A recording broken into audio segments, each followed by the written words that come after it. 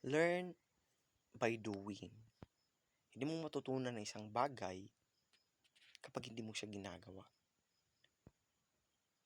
So, sa mga nag-iisip dyan na bago sila magsimula ay aralin muna nila. Di ko sasabihing mali. Pero, sa totoo lang, matutunan mo lang siya along the way pag andun ka na. Matutunan mo lang siya along the way pag ginagawa mo na.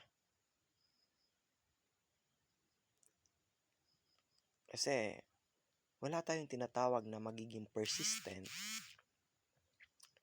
or perseverance kapag hindi mo pa siya ginagawa. So in short, wala kang matutunan kasi you are not doing it.